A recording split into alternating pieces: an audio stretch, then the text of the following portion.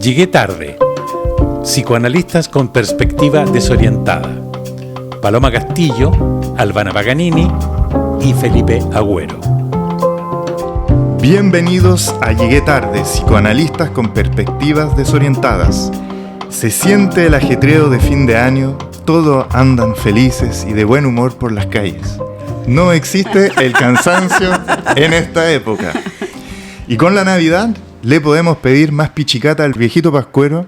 Él sabe que las drogas legales son el mejor regalo para un adulto demacrado que necesita fingir estar bien. Sin duda.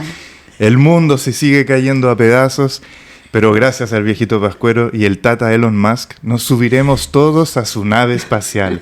Sí, has escuchado bien. A todos. No habrá discriminación para acceder a la salvación. Esto te lo digo como respuesta de la semana pasada. Yo te iba a decir algo. Yo te quería decir algo a vos, Felipe, y que me lo había pensado. Te iba a decir, Felipe, hoy sí que sí no hablamos de Elon. Hoy sí que sí no vamos a hablar de él. Y pensé, es como un villano marveliano. Podría ser un personaje de Marvel, el malo de la película. Toda la semana pensé, ¿cómo voy a hablar de Elon Musk? Y eso que igual hace mucha noticia, o sea, yo te podría sacar más cosas, pero lo voy a dejar hasta acá. Yo dije, voy a decirle a Felipe que termine su manía de Elon. Me ha sentido a la vida. Sí, es que es bueno tener un villano. Sí, un antagonista, lo mínimo. Él es nuestro villano. Podría ser de Ciudad Gótica o de película de Marvel. Un villano posmo. Ahora, igual aceptamos patrocinar Tesla. Sí, que nos patrocine Tesla, no tenemos problema. ¿Podríamos aceptarlo, tú crees? Y Trump Tower. No sé dónde pondríamos un Tesla igual. ¿Qué haríamos con un Tesla? No sé dónde yo lo pondría, sería terrible. Sería un gran problema. Tener un Panda, ¿no? Una cosa así, que no sabes dónde poner, que te lo van a robar, que es pura amenaza. ¿Vos te das cuenta que estaríamos todo el tiempo pensando que nos pueden robar? O rayar pueden robar el auto, no sé. O que lo rayen. Lo rayaría yo. Ya sé de quién sería. Bueno, ¿de qué no hablaremos hoy? Hoy el tema es Luigi Mangione. ¿Quién nos puede introducir un poco de este personaje que ha hecho mucho revuelo esta semana? Bueno, no vamos a hablar de Luigi Mangione. Un montón de gente en el mundo está hablando de Luigi Mangione y quizás eso es parte de las indicaciones de por qué no tenemos que hablar de eso. Luigi Mangione es un personaje que ha salido a la luz pública hace unas 3-4 semanas a propósito del asesinato de un CEO muy importante de una farmacéutica, ¿no? Más bien de un seguros de salud en Estados Unidos.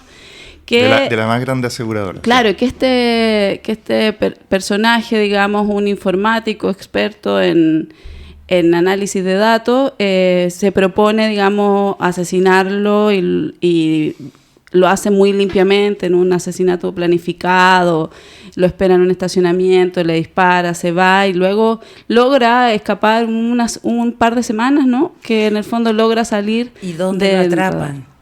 En un McDonald's. Y lo atrapan en por un una McDonald's. Simple hamburguesa y por coquetear con la cajera. No, es de chiste esto. Sí. En un McDonald's.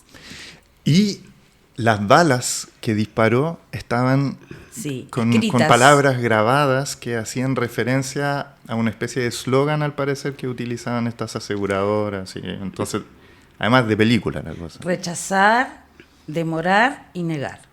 Algo Dice así, sí. Que las balas decían eso. Ahora, eso no está confirmado por la policía, pero yo me leí la columna de Sal, que la encontré genial. De Gustavo de Sals. Sí, y planteaba esto, ¿no? Que las balas decían esto. A mí lo que me encantó de la columna de Sal fue que dijo, bueno, esto se puede pensar de varias maneras, porque uno podría pensar, bueno, un acto psicótico. Están todos los elementos para pensar en una psicosis. También se podría pensar desde una perspectiva moral, en un asesinato de alguna manera que...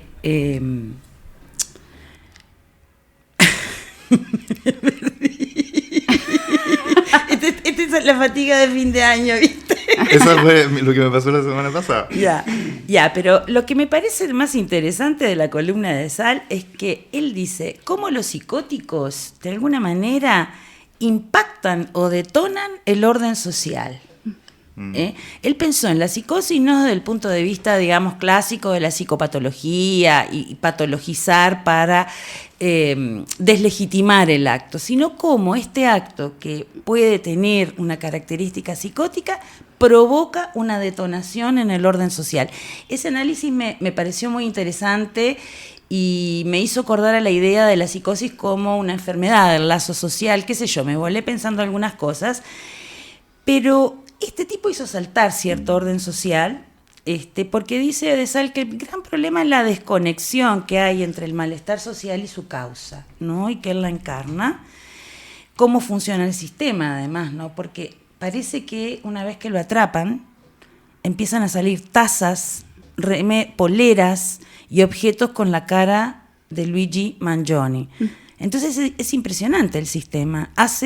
Monetariza un acto, y lo fagocita y sigue la máquina, el mecanismo funcionando. No sé, a mí me pareció bien interesante la columna de Sal.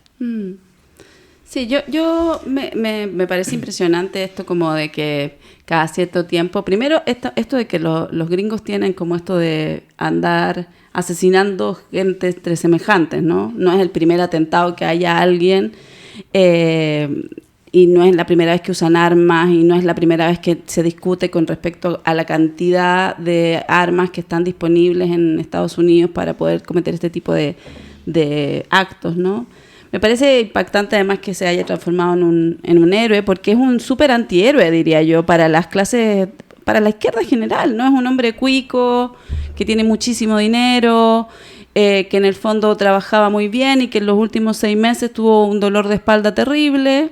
Una ¿no? mala intervención quirúrgica, parece. Al parecer, pero que además tiene una serie de influencias que son como lecturas, como del anarquismo. De Gramsci parece Sí. que leía, ¿no? No, leía anarquistas individualistas, que son este sector del mundo de los anarquistas, que en el fondo son la versión más elevada de los capitalistas, ¿no? Como en términos de, son anarquistas, no quieren pagar impuestos, no quieren que sus impuestos se gasten en cosas que no tengan Milei.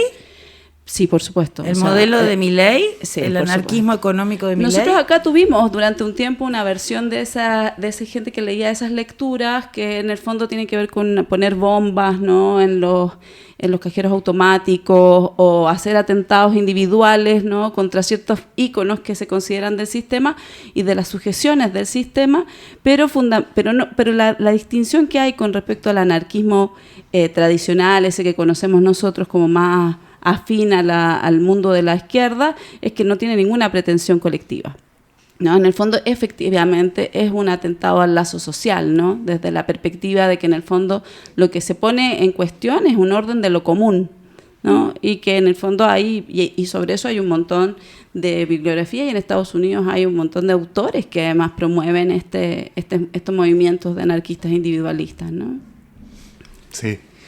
No, y entonces, claro, es bien extraño lo que pasa ahí, ¿eh? Este personaje que había desaparecido de su propia familia, nadie lo encontraba, comete este acto.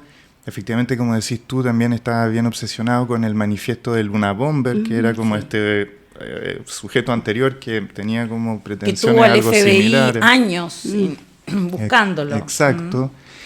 Y llama la atención la reacción del entorno. O sea, no solo por el merchandising, como decías tú, en que empiezan a aparecer tazas, platos, poleras, así como si fuese un Che Guevara o un nuevo gurú filosófico que nos está mostrando un poco camino. Yo pensé en las camisetas del Che Guevara, ¿qué crees que te diga? No, claro, hay una cosa un poco, o sea, no, para nada similar, pero algo sale de eso. Y muestra cómo los actos son individuales, efectivamente, no colectivos, pero después aparecen reacciones de masa, que tampoco son un colectivo, pero masas de gente, de nuevo a través de las redes sociales, que parecen mostrar un entusiasmo importante a través de un acto Y además... complejo de barbarie en el fondo. Sí. Y que Gustavo de Sal dice algo que me parece interesante, que es que ve en eso una desconexión radical entre el síntoma y la causa. Eso dice. O sea, es decir, y eso él dice que proviene de algo como de la astucia capitalista, justamente, que es que las personas se enojan, repudian ciertas violencias que intenta este joven supuestamente mostrar, pero sin embargo todas las otras acciones de su vida están completamente orientadas a promover y a favorecer ese mismo sistema. Entonces, en las mentes de las personas está pasando justamente una desconexión brutal entre lo que viven, lo que sufren y lo que quieren y lo que hacen, y una falta de comprensión muy, muy grande del sufrimiento que estamos viviendo en estos momentos. Sí, es interesante el caso porque yo creo que además es muy veloz, ¿no? Yo cuando lo pensaba, cuando al principio, cuando primero se sabe esto, ¿no? Y esta sensación de que tenía la gente de que ojalá no lo encontraran, ¿no? Porque había asesinado a este CEO tan importante como denuncia. Porque además nadie sabe por qué elige a este CEO, ¿no? ¿Por qué no va ahí contra Elon Musk? ¿Vos sabés que, exacto, habría estado mejor? Yo busqué a ver si se sabía por qué dentro del delirio de él, por qué este tipo... Salvo que es la aseguradora de salud más grande que tengo entendido que hay en Estados Unidos. Capaz que él estaba afiliado a esa aseguradora, ¿no? No estaba. No era cliente de esa aseguradora. Sí. Pensé... Es parte de las cosas absurdas, pero me acordé, por ejemplo, del caso Aimé de Lacan, cuando Aimé... Pensé lo mismo. Claro, porque en el fondo Aimé va y atenta contra... Es interesante ese caso porque atenta contra la actriz en una van premier, contra una actriz pero la razón por la que atenta da cuenta del motivo absolutamente paranoide, atenta contra la actriz para hacerle daño a la persona que estaba en el teatro, que participaba de eso, porque en realidad Aimé siempre quiso escribir un libro y escribía novelas y las mandaba a editores, evidentemente, y nadie la pescaba y le mandaban cartas de rechazo y todo esto. Entonces ella, su sensación de amenaza tenía mucho que ver más bien con el mundo de las editoriales, pero sin embargo contra la que atenta es contra la actriz, que no tiene absolutamente nada que ver, sino que ella la ve como un medio de llamar la atención sobre su sufrimiento personal, que tenía mucho que ver con esto del rechazo de las editoriales a su productividad, a su deseo de ser una escritora. Claro, pero vos te das cuenta que si yo te pregunto, bueno, y capaz que estaba afiliado ahí, lo pienso con una lógica más neurótica. Y sí. Y en realidad estamos hablando de psicosis donde ese registro no opera. Claro, y además que aparece esta cosa como que es súper interesante en la psicosis, que precisamente por eso se interpreta que rompe el lazo social, porque efectivamente es inesperado, ¿no? Es impredecible. O sea, el ataque de la psicosis o las formas de construcción son interpretaciones de la realidad que están contenidas en una situación, pero que son la que tiene la mínima probabilidad de ser encontrada. Pero fíjate que además, yo pensaba, dentro de lo inesperado, el tipo hace esto, logra escapar y se va y lo pillan comiendo una hamburguesa en McDonald's y se baja la mascarilla para coquetear. También eso es un acto muy loco, porque no pensó, o sea, no está hilado, ¿no? Es disruptivo y bueno, lo atraparon. O sea, que como decís tú el ejemplo de Lacan, de esta chica, o sea, no hay ninguna coherencia en la resolución del problema. A eso voy. Y eso nos muestra este ejemplo que realmente estamos quedando sin vías, sin lugares, espacios de conversación como para poder contener estas violencias que no son al final solo individuales, porque después todas las redes sociales se transforman en un circo romano de pura gente que goza la muerte de un CEO y que enaltece a un asesino. Entonces realmente estos casos muestran lo difícil que es en este momento poder primero entender las complejidades de lo que le pasa en el sufrimiento de las personas, y además las vías destruidas políticas, por ejemplo, o otras civiles, para poder comprender lo que nos pasa, poder expresarlo y generar transformaciones. Es como No, y además la elección del héroe, ¿no? ¿Cómo se elige un héroe? Que a mí me parece súper interesante eso, porque este es como un héroe que en realidad es un hombre cuico, es un hombre que tiene recursos, que antes de eso se fue a Hawái, o sea, una serie de cosas, y la gente lo enaltece en un lugar así impresionante. Y que además tiene todo tipo de tecnología, ¿no? Es como una especie, efectivamente yo diría que, como dice Albana, ¿no? Es un personaje muy de Marvel. Así como Elon Musk es un malo de Marvel, ¿no? Este también podría ser un... Yo pensaba hoy, me acordé, bueno, del caso de Lacan, mientras estaba leyendo la columna de Sal, pero también pensé, este podría ser como una especie de personaje marveliano, ¿no? Que tenía una historia impecable, que venía de una familia de muy buen pasar, americana, todo muy aséptico, muy limpio, y de repente, chácate. Exacto. Lo cual nos lleva, yo creo, que a nuestro concepto de hoy, ¿no? Porque yo creo que la razón por la cual este hombre se transforma en un ídolo tiene mucho que ver con esto de la podredumbre mental. Vamos ese uno.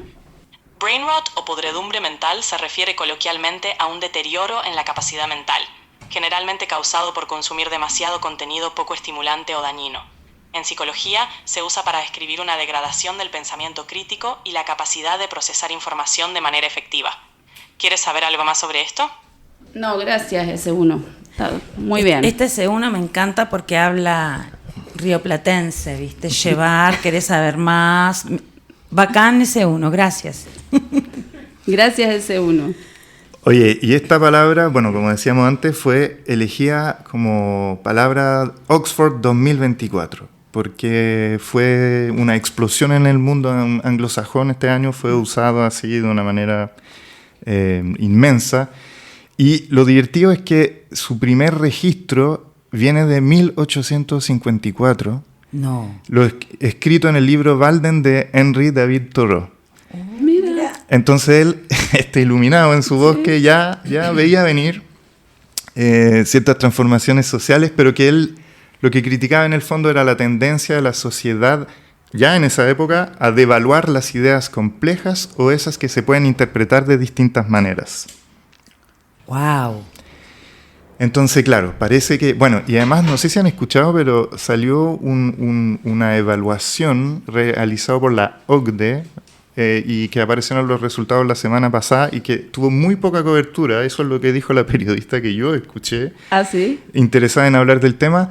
No, en que Chile sale además como última de todos esos países y donde le evalúan la comprensión lectora, temas de redacción, temas asociados a aritmética básica y también temas que tenían que ver con resoluciones de problemas y cosas así. Y no andamos bien. No.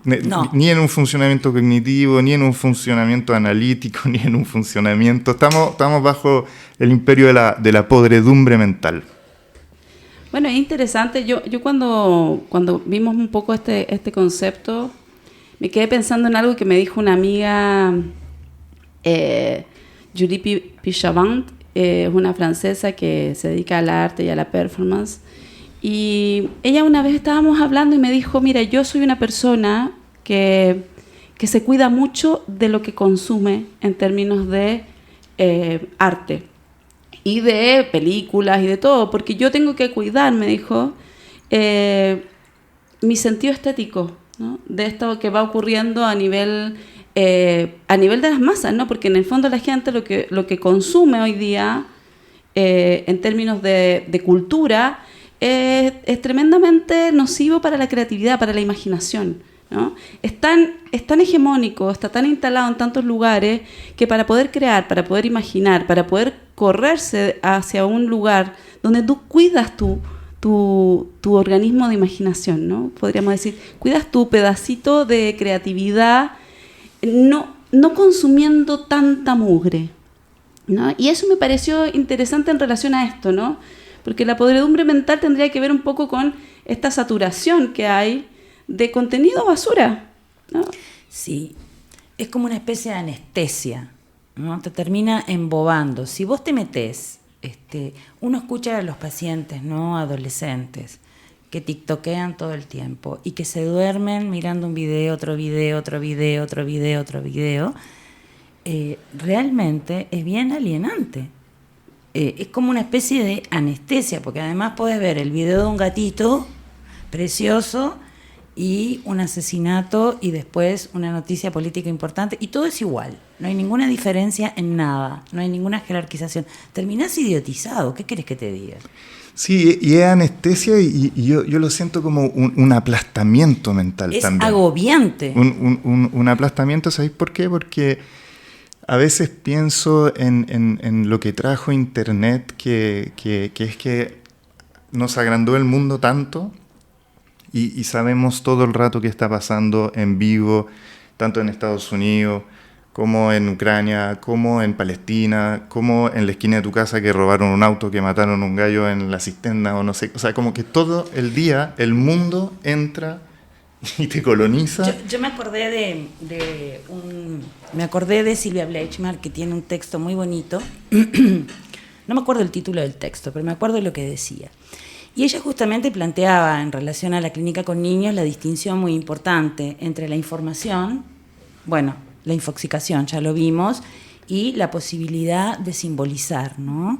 Y a mayor información, menos posibilidades de metabolización y simbolización. Pensando un poco en lo que vos decías, Paloma, de Julie Pichavant, de cuidar un poco lo que uno consume para poder metabolizar, procesar, donde ahí está el juego de la creatividad, ¿no?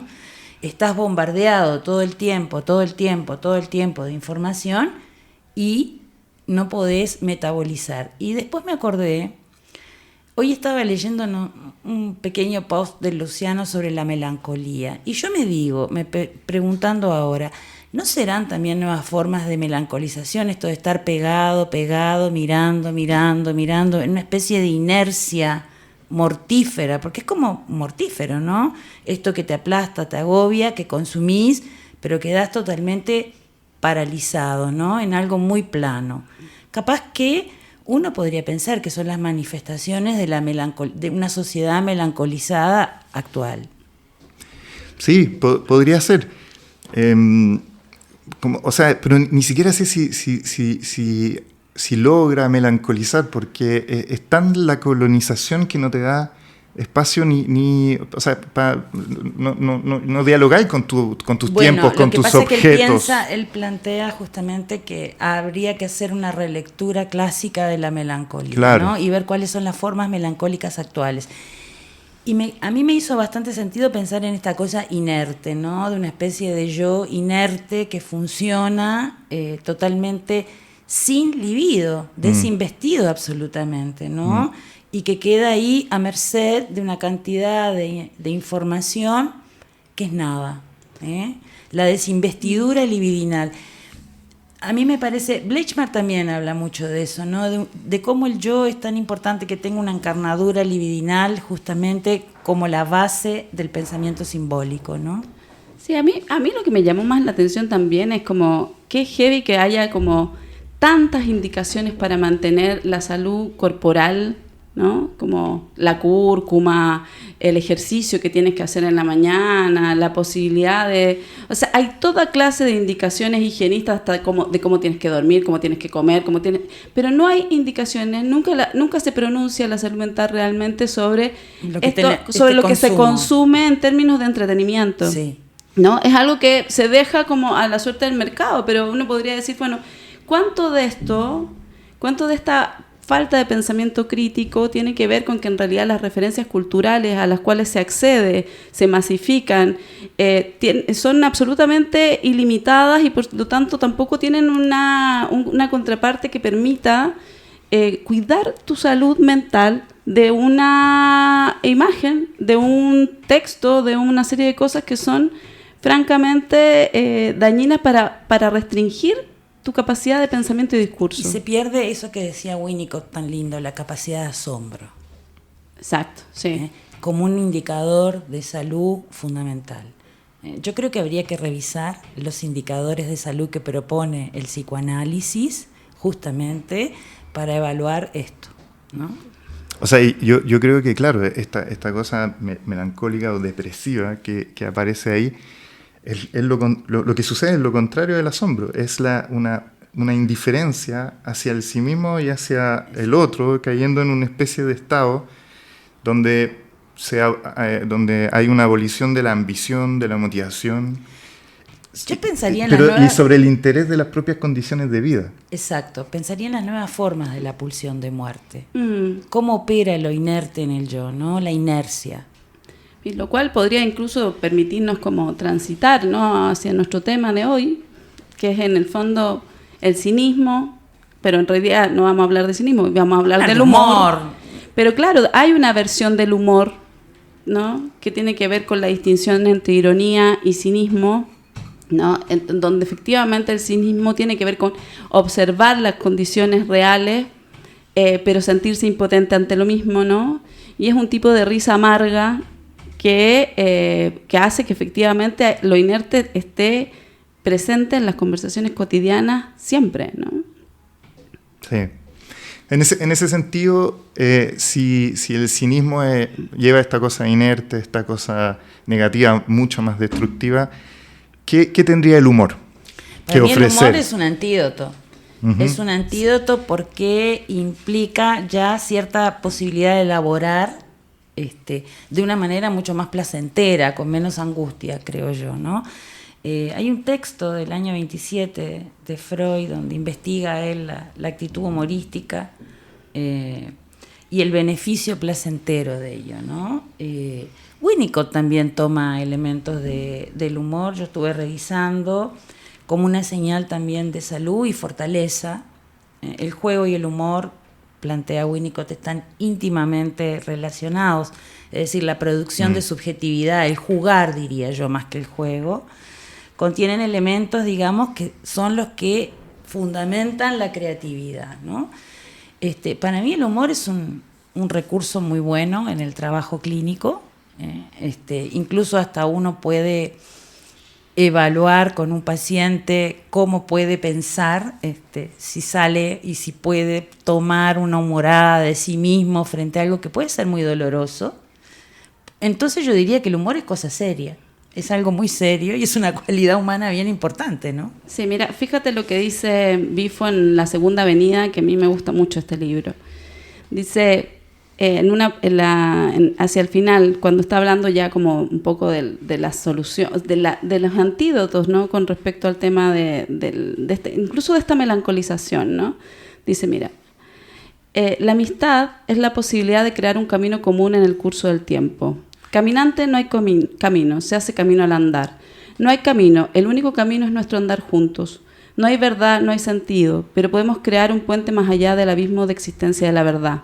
Los mejores están sin convicción, significa, los mejores tienen ironía. Ese lenguaje no asertivo que apunta a sintonizar muchos niveles del significado.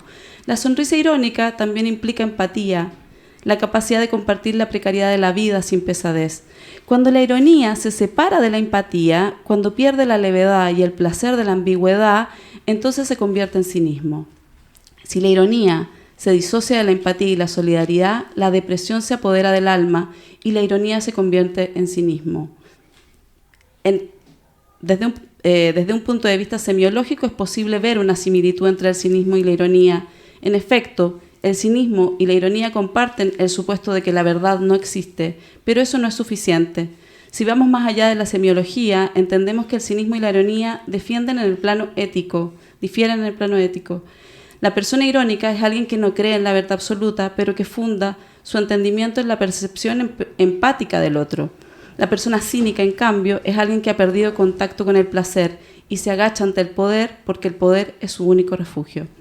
A mí me parece que eso es una distinción magnífica que hace Bifo en La Segunda Avenida, que después va a retomar en el libro de Certemo, y que aborda el tema del humor. Evidentemente el humor es una solución impresionante para poder dar cuenta o hacer algo con la falta, ¿no? Con aquello que no cuadra, con el momento en que hay una falla. Sí, yo también, o sea, de hecho para mí el humor, como te decía en una conversación pasada, es un tema muy complejo y muy difícil de darle la vuelta porque tiene tantas aristas, tiene tantas cosas tan complejas. Para mí, por ejemplo, no deja de ser, como dice Bifo, un poco un arma de doble filo, porque Si bien es algo que permite, por ejemplo, llevar a la conciencia ciertos contenidos complejos para todos y que logra pasar la represión, ¿no es cierto?, y generar, por ejemplo, un buen chiste sobre algo sexual, sobre nuestras costumbres, sobre nuestras formas de ser, sobre las cosas tabú. Poder hablar de lo que no se puede hablar. Exactamente, exacto. Poder traer a la conciencia lo que a veces no es tan fácil de hablar y decir de otra manera. A la vez genera desconexiones también. Y estos lados más maníacos del payaso triste en el fondo, pero que se la pasa riendo, pero que no se conecta con ciertos contenidos. Ahí yo me preguntaría, ¿no? ¿Eso es humor? ¿Eso es humor? Es decir, esa desconexión del payaso triste, maníaco.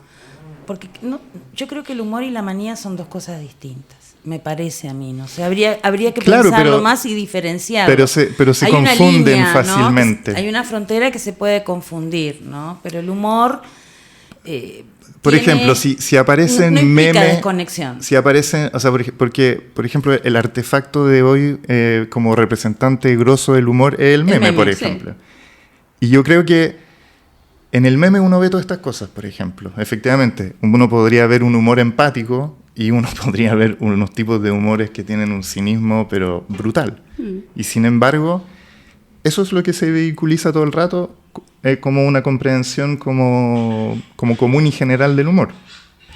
Ahora, ¿será que nuestra sociedad ha cambiado y que efectivamente no estamos entendiendo el humor de la misma manera que antes? Bueno, yo creo que esa es una buena pregunta. ¿Qué entendemos por humor? Porque tantas hoy? Cosas han cambiado. Los políticos no hablan como antes y son capaces de decir cosas que eran tabú antes. Entonces, ¿habrá un cambio también en el humor? ¿El humor se habrá vuelto más agresivo? Yo pienso que eso es cinismo, directamente.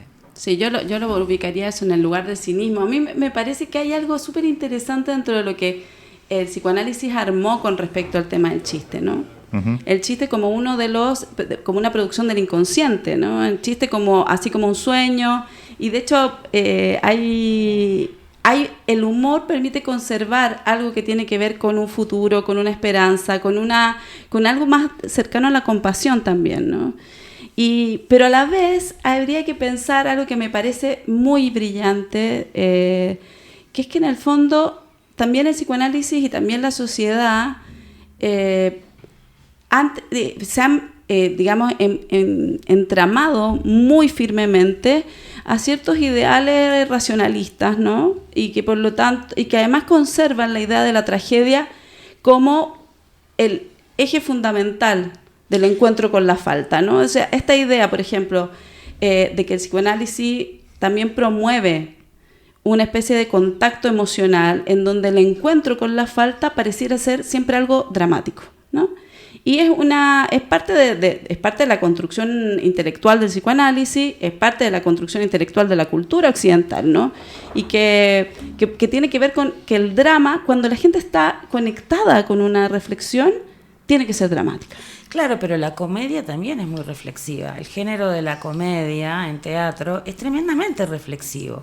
Pone la falta, la pone a jugar de una manera distinta, pero implica una reflexión muy profunda. Yo me estaba pensando en las obras de Molière, El enfermo imaginario, Tartufo, la avaricia, la codicia, la locura, el delirio, cosas muy tremendas tal vez, pero con un dejo humorístico que te los hace más digerible o te invita a pensar y a reflexionar. Pero ¿sabéis lo que veo en lo que tú estás diciendo? Es que quizás lo que ha cambiado es que, bueno, cuando tú dices de todo lo que se reía Molière, es como un género universal de la falta en la condición humana. Exactamente. ¿Y qué pasaba ahí? Que en el fondo la gracia del humor tenía que ver con ser capaz de poder reírse de nosotros mismos. Mirarnos y reírnos de nosotros mismos o de mí mismo. Pero pareciese que, claro, ahora el tema con la falta de empatía es que uno ahora se dedica a reírse del otro y del otro con una peculiaridad de la cual yo no estaría sujeto. Es decir, hacer de la falta del otro un escarnio para reírme y burlarme. Pero eso sería más cinismo, yo creo, ¿no? En esta distinción. O habría que repensar y redefinir y darle más vueltas al concepto. No, seguramente tiene más que ver con cinismo, pero el tema es que no creo que la gente en su cotidianeidad hace la distinción entre si es un cínico, humor claro. buena. No, eso es una reflexión nuestra. Pero es interesante pensar que en una sociedad que tanto empeño le ha puesto a tratar de discriminar a dónde está la violencia, está al frente de sus narices todos los días en las cotidianeidades más grandes como los memes, y ahí pasa colado porque eso es lo que decía antes, es una arma de doble filo, porque si bien pasa a la conciencia ciertas cosas como reprimida como la sexualidad, también la violencia pasa por ahí. Bueno, pero la clínica es un espacio donde se escenifica esto de forma muy crucial, ¿no? Y yo por eso yo inventé un concepto también para eso. Tengo un concepto para lo tengo hace años. De hecho, en algún minuto lo ocupé también con la Albana, nos reíamos hace muchos años. Pero primero tenéis que pedirle permiso a ese uno si puede introducirse un concepto. Uno vamos a ver qué dice si le preguntamos. Pero yo inventé, le digo a veces a los pacientes que tienen una cosa que se llama sufrimiento retórico. Exacto. Fíjate que te acuerdas de eso. Sí, el sufrimiento porque retórico. Sufren de cómo dicen las cosas, ¿no? Y que es crucial, digamos, identificar cuando efectivamente el discurso está hablando solo y está construyendo las posibilidades que Occidente le produjo a la cultura hegemónica, que es que en el fondo todo es dramático, ¿no? Y que efectivamente la versión cómica, porque en realidad hay cosas que son comiquísimas, ¿no? Exacto. Y que la manera de relacionarse con esos contenidos quizás no es la versión dramática, ¿no? Es la versión cómica del asunto. Capaz que es la versión de la comedia. Exactamente, pero Obvio. que en general la gente de sufrimiento retórico como que te dice, bueno, siempre me ha pasado esto, una Siempre. vez más, claro, y el interrogar el siempre, o Nunca. enarcar una ceja, o decir, bueno, igual... insólito esto que pasa aquí, ¿no? Como qué curioso que el mundo haya permitido que estas circunstancias ocurran tan cómicas, tan grabables para una serie, ¿no? Este debería ser el capítulo y ponerle un título curioso a esta sesión, ¿no? Porque en el fondo usted me ha hablado hoy día de esta comedia de errores, ¿no? Y que en el fondo están interpretadas desde un lugar de sufrimiento, pero porque de alguna manera se sigue sosteniendo que debajo de la máscara hay una verdad, ¿no? Que en el fondo, como en el Mago de Oz, que hay alguien que te va a dar valentía, que hay alguien que te va a entregar un corazón, ¿no?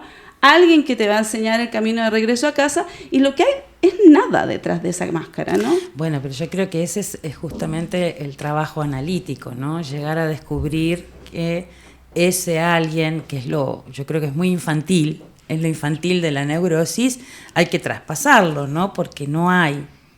Y no es terrible. No es terrible. No es un drama, al contrario, es una potencia que te permite crear. Exactamente. Entonces, me parece que es muy interesante lo que propone el psicoanálisis en ese punto, ¿no? Y poder hacer algo de humor con un paciente en torno a eso, creo que eso mueve al sujeto de ese sufrimiento retórico o de pagar de más, de sufrir de más, etcétera, etcétera, ¿no? Exactamente, yo creo que clínicamente tiene una potencia A mí me importante, parece, ¿no? me parece. Sí, pues tener un poco de humor en la clínica ayuda tanto al terapeuta como al paciente. Pero Sin por duda. supuesto. Lo cual destierra, digamos, la idea de que los psicoanalistas somos gente muda, ¿no? Que en el fondo no habla, que se ha ido haciendo como de esto una suerte de cliché, ¿no? De un psicoanalista que no habla y Sí. que veíamos ayer, estábamos en un grupo de estudio con Felipe también, estábamos leyendo a David Rosenfeld, un texto maravilloso que tiene, y hay un momento en el que el paciente le dice, qué curioso, le dice, como yo fui a un psicólogo que no hablaba y ahora vengo a un psicoanalista que habla todo el rato, ¿no? Entonces, porque se necesitan palabras para sostener esta elaboración, justamente cuando uno está jugando con una sociedad completa y un discurso amo, que lo que hace es no dar espacio para una otra interpretación, una interpretación cómica. Exacto, porque además en ese silencio lo que podés caer en una especularidad narcisista, donde queda el paciente atrapado en ese sufrimiento y en esa retórica, ¿no? ¿Cómo desarmás la versión esa si no entras con algo, ¿no?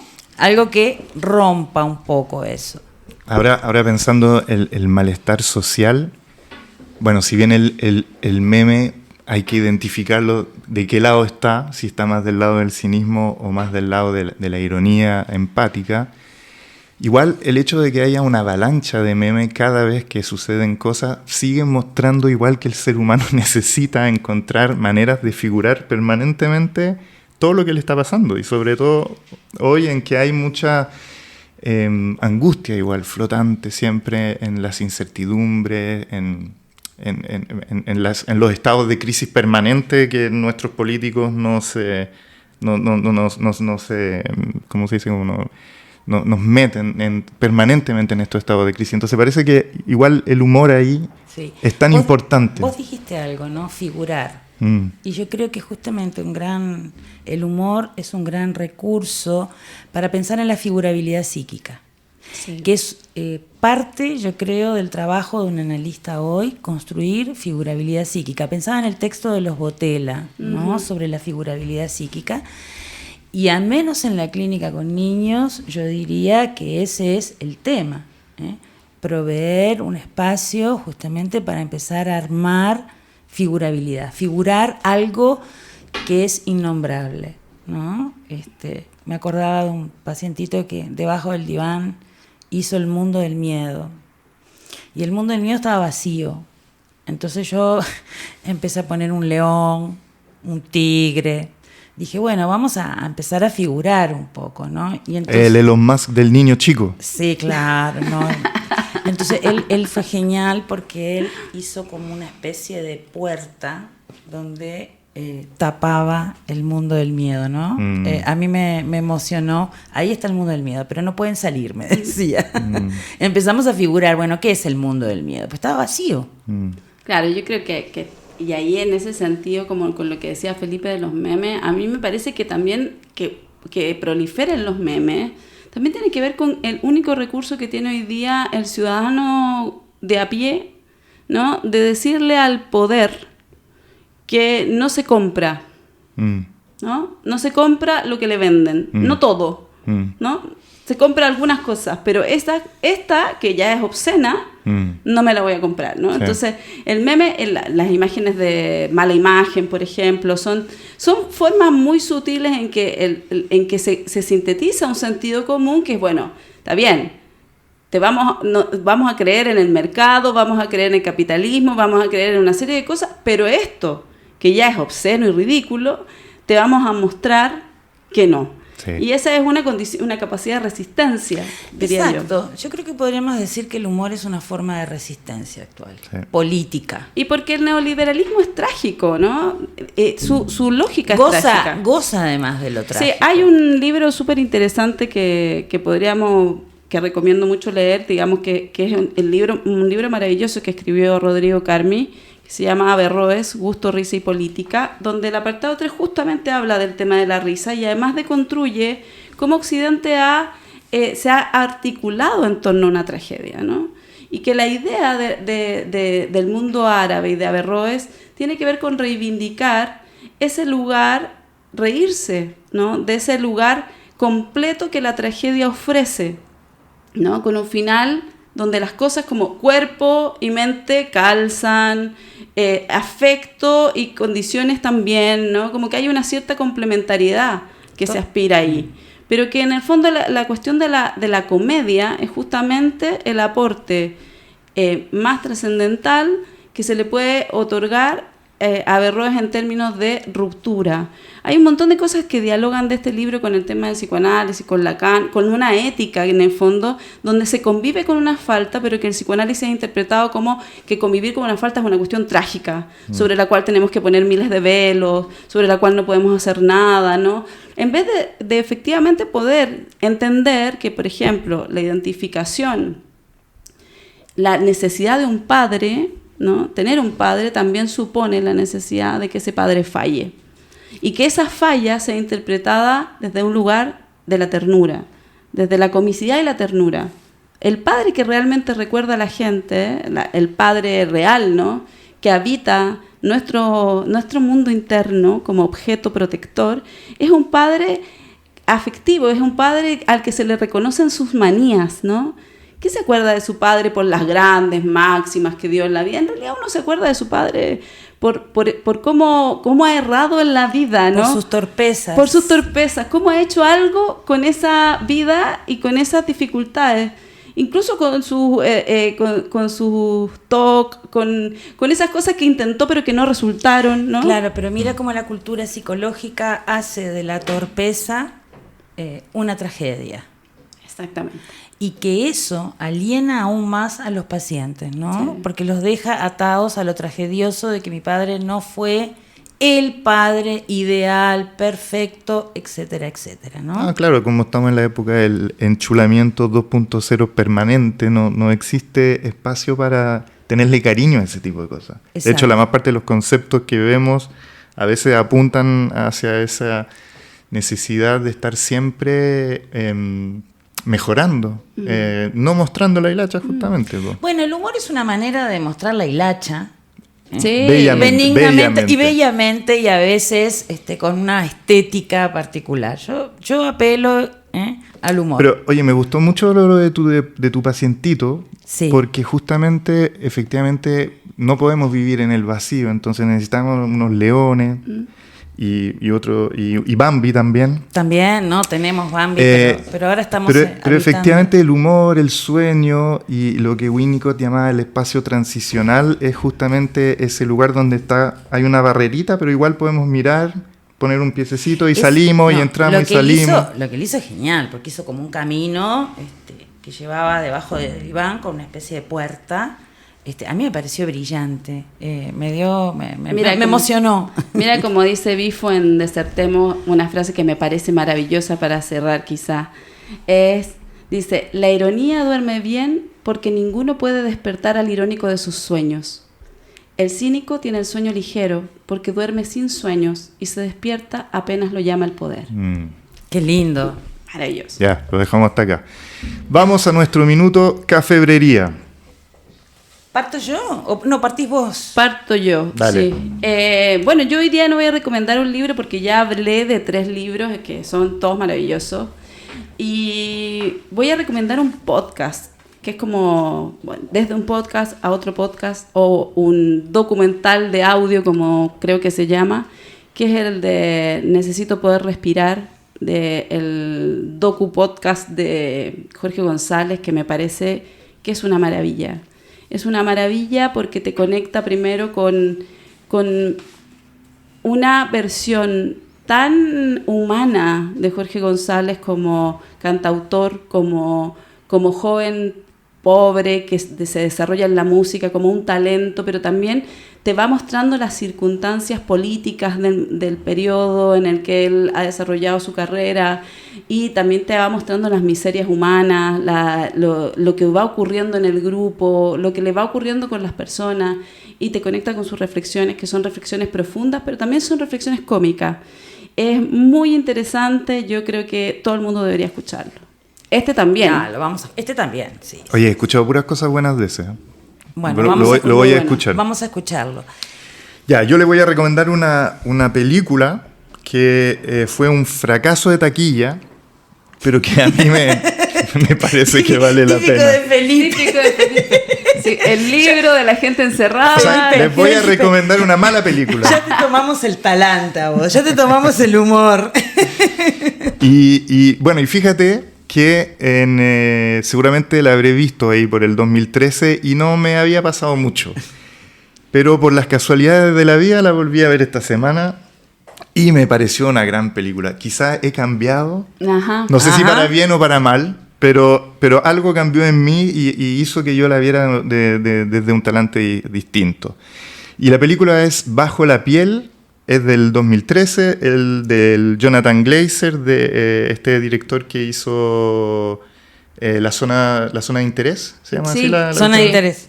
Zona de interés, y actúa la Scarlett Johansson, que actúa de un alienígena que deambula por Escocia y va seduciendo a hombres y los consumen de una manera extraña.